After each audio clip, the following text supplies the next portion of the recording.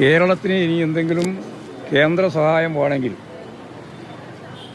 പിണറായി വിജയനും പാർട്ടിയുമെല്ലാം N D എയുടെ ഭാഗമാവണം എന്ന് പരസ്യമായി പ്രസംഗിച്ചിരിക്കുകയാണ്. ജനാധിപത്യ സമൂഹത്തിൽ, പ്രത്യേകിച്ച് പാർലമെൻ്ററി ജനാധിപത്യത്തിൻ്റെ ഭാഗമായി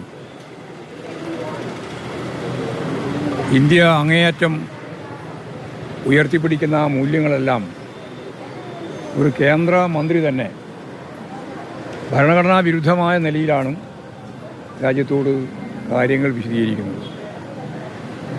കാരണം ഫെഡറൽ സംവിധാനത്തിൻ്റെ ഭാഗമായിട്ടാണ് നമ്മുടെ ഭരണഘടന വിഭാവനം ചെയ്യുന്നത്. ശക്തമായ സംസ്ഥാനങ്ങളും അതുപോലെ തന്നെ ശക്തിയുള്ള കേന്ദ്രവും ഭരണഘടന വിഭാവനം ചെയ്ത ഈ ധാരണകൾക്ക് തികച്ചും ഘടകവിരുദ്ധമായി കേരളത്തിന് സഹായം ലഭിക്കണം. ആ സഹായം എന്നുള്ള പ്രഖ്യാപനം തന്നെ തെറ്റാണ്. നമ്മൾ അവകാശപ്പെട്ടതാണ്. കേരളത്തിന് 2 ലക്ഷം കോടിയോളം ഉറുപ്പികയാണ് കഴിഞ്ഞ 5 കൊല്ലം കൊണ്ട് നമുക്ക് ലഭിക്കാൻ കുടിശ്ശികയായി കിടക്കുന്നത്, അതിനെ തരാതിരിക്കുന്നത്.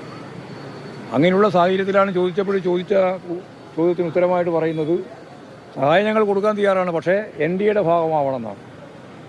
അപ്പോൾ ഇതുപോലുള്ള ഭരണഘടനാ വിരുദ്ധമായ നിലപാടുകൾ കേന്ദ്ര മന്ത്രിസഭയിലെ അംഗം തന്നെ പരസ്യമായി പത്രക്കാരുൾപ്പെടെയുള്ള മാധ്യമങ്ങൾ ഉൾപ്പെടെയുള്ളവരോട് പറയുന്നു എന്ന് പറയുന്ന ഈ ഭരണഘടനാ വിരുദ്ധത രാജ്യം അതിശക്തിയായ രീതിയിലുള്ള പ്രതിഷേധത്തിലൂടെയാണ് കൃത്യമായിട്ട് അടയാളപ്പെടുത്തേണ്ടത് എന്നാണ് എൻ്റെ അഭിപ്രായം. കേരളത്തിൻ്റെ മാത്രം പ്രശ്നമല്ല, ഇത് ഇന്ത്യയുടെ ഫെഡറൽ സംവിധാനത്തിനെതിരായിട്ടുള്ള അതിശക്തിയായിട്ടുള്ള കടന്നാക്രമമാണ്. ഏകാധിപത്യത്തിൻ്റെ ഭാഗമായിട്ടുള്ള, നമ്മൾ സാധാരണ പറയാറില്ലേ, ഫാസിസത്തിൻ്റെ പുതിയ രീതി, അതാണ് നിയോ ഫാസിസത്തിലേക്കുള്ള യാത്രയാണ്.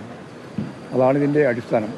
എല്ലാ ഭരണഘടനാ സ്ഥാപനങ്ങളെയും RSSൻ്റെ ചൊൽപ്പടിക്ക് നിർത്താൻ വേണ്ടിയുള്ള ശ്രമമാണ് അവർ നടത്തിക്കൊണ്ടിരിക്കുന്നത്.